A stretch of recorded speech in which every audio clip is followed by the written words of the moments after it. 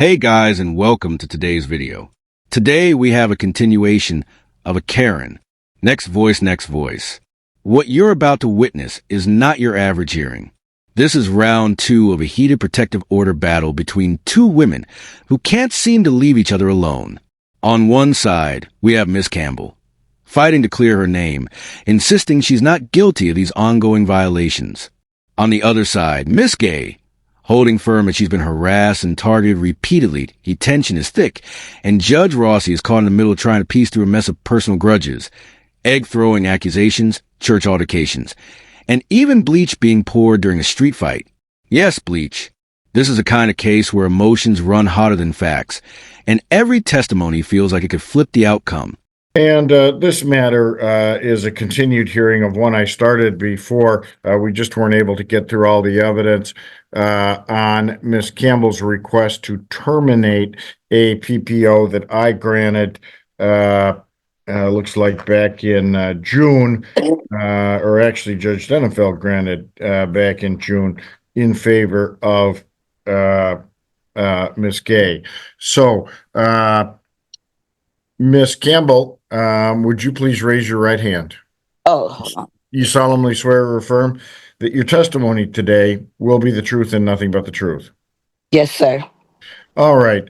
And Miss Campbell, you're contesting the orders here, or the application for a PPO here. I think we established that one of the incidents it was based on was this big blow up that happened in the street and did involve members of both families, and bleach got tossed on Miss Gay. That's a single incident. And then the question is, are there other incidents here that were identified? And I think that Miss Gay, when I had her testify, said that there was an incident of egg throwing. And I think your testimony was you never threw eggs at her house. No, I didn't. Okay. I did note, and Miss Gay did send me a video, and I guess I'll probably need to swear in Miss Gay, and then I need to find out the video I'm talking about here. Did you get a copy of the videos and the things that Miss Gay submitted? No, I did not. I had wanted to let you know that it was an incident that happened 2 weeks ago, where we were at the church, and she called the police. And they took they didn't take my statement. They took the church member statement and her statement. And the police said they were gonna put it in the PPO office or something. Okay. And it was a statement. Yeah. Yeah, it was a statement from church members and stuff. So I think that's really irrelevant. That needs to be addressed, because it was a lot of lying, going on still, and you will be able to see. I wasn't involved. They didn't take my statement, but they took other people from the community's statement, and it needs to be seen, because this is a repeated pattern.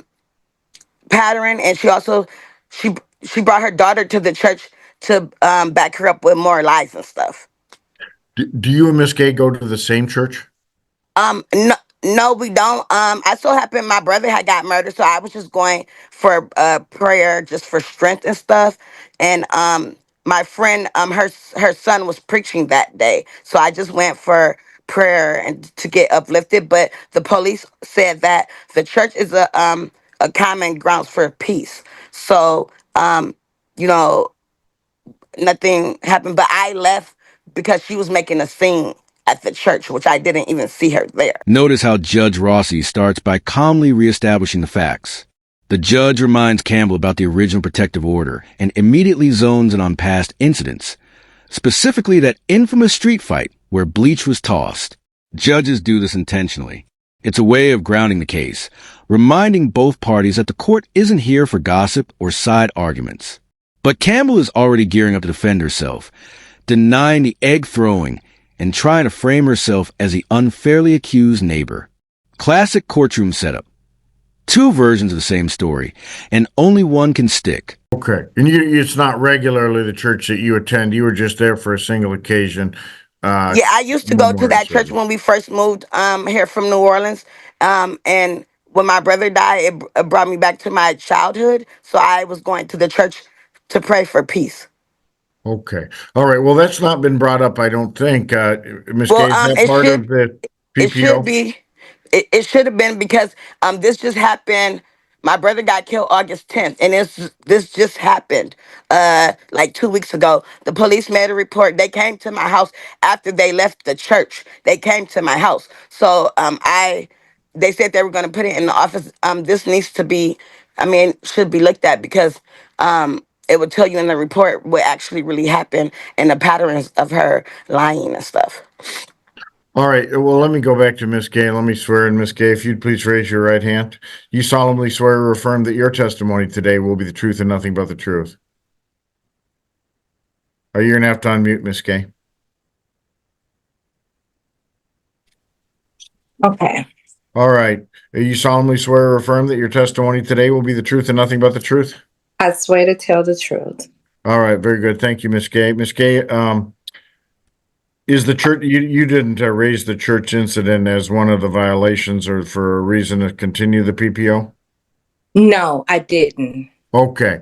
All right. Well, I guess the idea is I haven't seen, and you're saying, what I'm hearing from you, Miss Campbell, is that there'd be stuff in there in that police report I could review that might show Miss Gay being dishonest about the whole situation. However, that's not in front of me today. I didn't get the report. I didn't see that it was part of anything submitted to me in what I have in front of me today. Well, she said that the lady said that she was going to send it. The police officer said she was going to send it to the PPO department. yeah, and I've Yeah. never been through that, so I didn't know. Yeah, Or no, and they will send it up to me. I just didn't see it. I did get a okay, whole bunch of emails. I think primarily. Did you send me a bunch of evidence, Miss Campbell, or was it Miss Gay that sent me? I did get a whole bunch of material. well, I sent in stuff too. I don't know if she sent in stuff, but I did send in Yeah, stuff. no, I think I got yours, Miss Campbell, and let me take a look here. One of the I did get several movies here. One of them it looks like one of you is cleaning the back of the house with a broom. Who is that in that video? That's Me, That's- probably. That's you, Miss Campbell, or Miss Gay? Probably me. If it's you said cleaning with a broom Yeah, like the siding of the house. house. Yeah. Okay, and it looks like you're talking, in that video. I guess, and part of it is, I couldn't make out everything you were saying. Part of it is, I'm not bothered by this. You're in a kind of a loud voice. Are you intending it for Miss Gay to hear it? No, I was on the phone and I was talking to the neighbor Sarah. She was on the other side. She stays next door to me. So me and Sarah were talking and I was on the phone too. Okay, so you're like on a speakerphone or something? No, I had on my earpiece. Oh, yeah, I see the earpiece in when I'm looking at this thing. So, This is where things really start spiraling. Campbell brings up a brand new incident at church, claiming police didn't take her statement, only others, and that the opposing party is lying. Now, notice what's happening. Instead of focusing on alleged egg throwing, Campbell is shifting to fresh accusations. This tactic is risky. Judges hate when cases expand beyond the scope of what's in front of them. And Rossi quickly clarifies. He doesn't even have that police report in hand today. This shows how courtroom momentum can shift instantly. No evidence? No wait. I was on the phone. I was on the phone. Or whatever. And stuff. And I think that's when CPS came or something. CPS had came or something, and we were. Yeah, I was upset because all the stuff that it was more and more stuff from after they came to my house. And stuff. Then after that, she had CPS come. Then after that, she had her daughters them and stuff. So yeah, I was upset, but I didn't. I was on the phone talking. I was minding my own business in my own yard and stuff. I okay. wasn't. Yeah, you're talking on your phone, but you're saying I'm on the phone, and it didn't look like. Did you see Miss Gay out there and on her deck or anything? No, I did not see her on the deck. And then two, I had laser surgery. Um, I had laser surgery, so I cannot see and stuff that good. So I didn't see her. I don't be looking to see her or none of that or none of that. I was on the phone, like I said, I was on the phone, and then my neighbors Sarah and Josh and Alex, they were there too, but they were in their yard cleaning up too. Okay. Who now? I also got some in that same. Gosh, and I had this stuff pulled up, and then I promptly lost it all. I also got some screenshots, I guess, in there of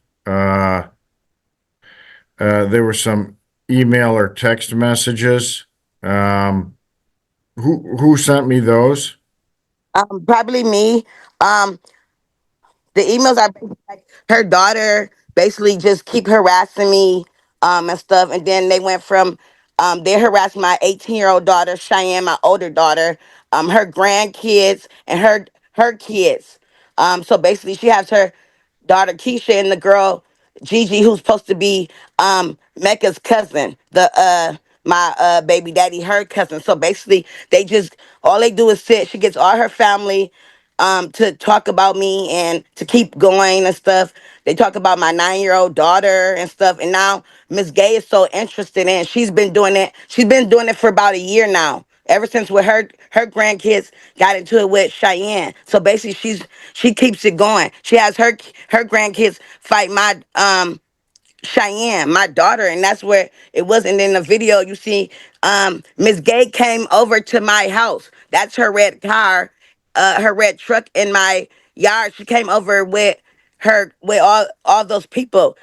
She didn't. I never threw no eggs at her house. And then if I threw eggs at her house, why didn't she call the police? She had a whole mob of people come to my house, and I was in my house. She started with I guess the kids because she said when she came over, she said Miss Gay said she came to talk about Christopher. Christopher is Cheyenne's baby daddy. Which she never. They came over there and plotted.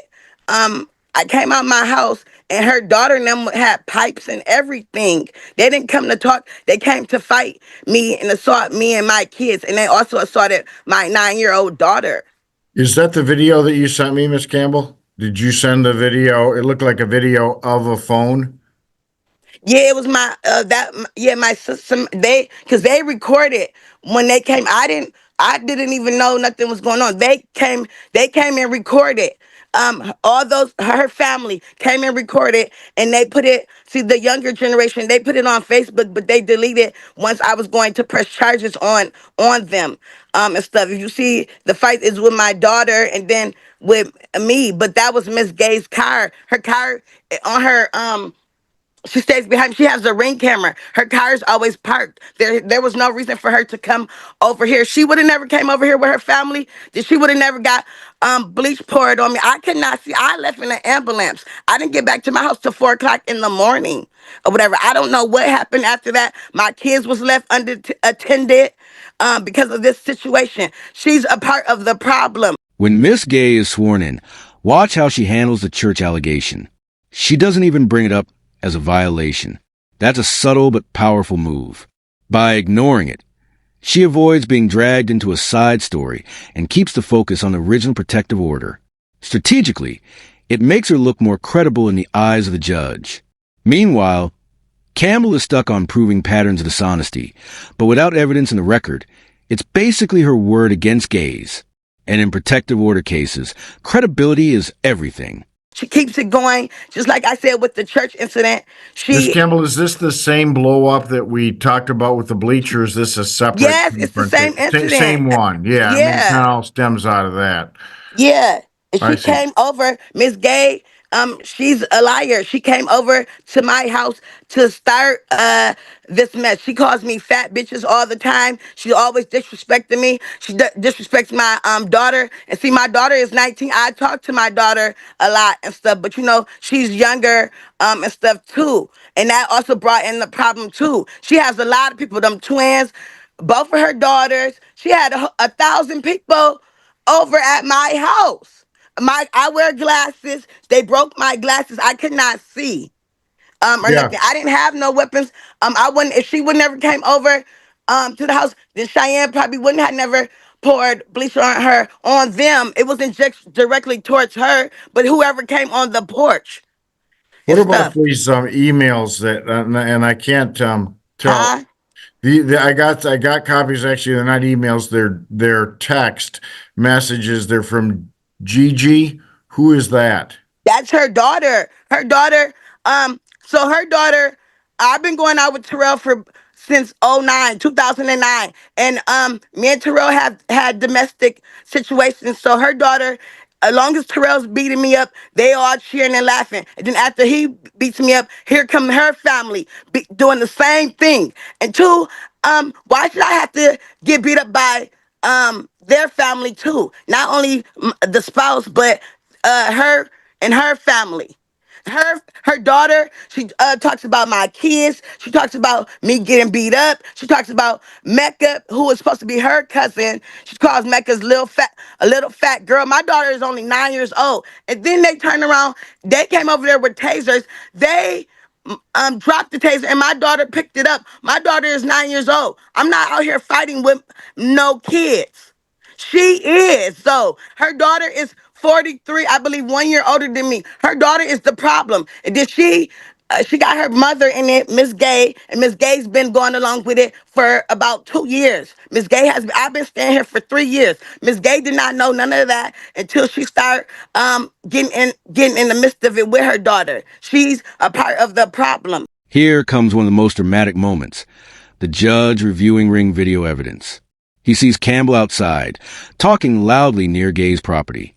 Campbell insists she was just cleaning her siding while talking on the phone to her neighbor. But let's be real, the optics are terrible. In court, perception matters as much as facts. The judge bluntly challenges her story, saying, "Sorry, I'm not buying that." That's devastating in a credibility battle. Because once a judge signals disbelief, everything else you say starts sounding weaker. Owns her house. I only rent my house. Or whatever. Now I'm moving because I don't feel safe here. Not only me, my kids. Or whatever and stuff. It just keep going on and on. She ran and got the PPO after the fact that when they hit my daughter. I didn't know they hit my daughter till the next day. Okay, are you still with Tyrell, the person that? We co-parent. We Okay, co-parent. We co-parent, which that is between us, not them, yeah, her daughter, or none of that. he's Me and the not court. staying with you or anything. I mean, that's not part of it No, he now. doesn't. No, he doesn't. We co-parent. We have a 9 year old daughter. In common, and also Cheyenne and stuff. They have called CPS.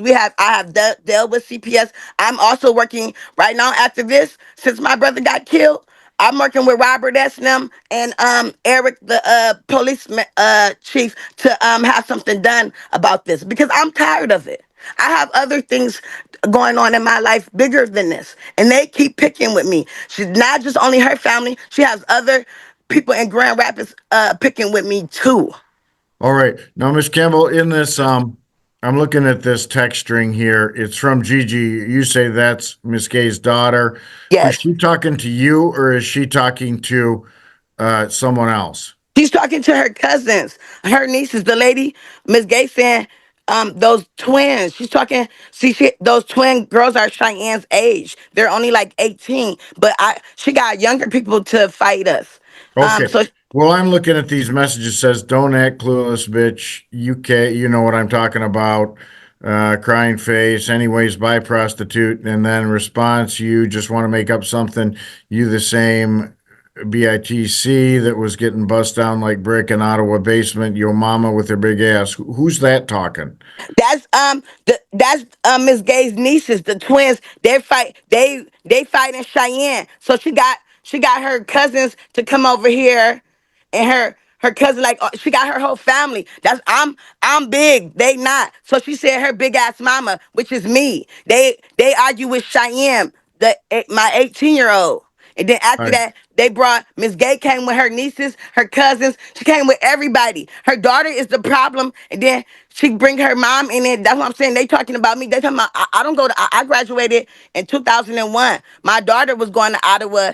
Uh, with them. So basically, we don't have nobody here. I only got set. My mom only came here with her kids or whatever. We don't have no family here. They have a lot of family, and they've been ganging up a lot of people. This has been over throughout the years. But you know what? Now I'm glad that that happened because now you can see in the light. Is everything was doing the dark come to the light? Because this family has been picking with me for years. All right. Well, yeah, I see. And so you're saying these messages aren't to you directly. Now, there's one here that looks like it's got a screenshot, maybe of your picture. This your friend Mama, right? Why her dad leave her to get jumped, though? Why she ain't save her mama? Um, who's that between? That's the twins. They with Cheyenne with my daughter. They be picking with my daughter and stuff. That's what I'm saying. You see, they saying they was why the dad leave her and stuff or whatever. They talking about my kids. That's all they do. And then now they run to their mama. They know their mom. Now that everything is out and they like her daughter, she comes to her house every day. They do this every day. They pick with my daughter. That's what I'm saying. I don't let them get to me and stuff because you know I'm older. I'm 42, but the younger generation. That's what I'm saying. She got the whole. This lady have her whole generation messing with us. Okay. And it also, one of the basis for the PPOs here is I've been threatened with my home being shot up. Have you threatened to shoot or air out Miss Gay's home? No, I have not. I have not said nothing to Miss Gay. I never even had a conversation with her.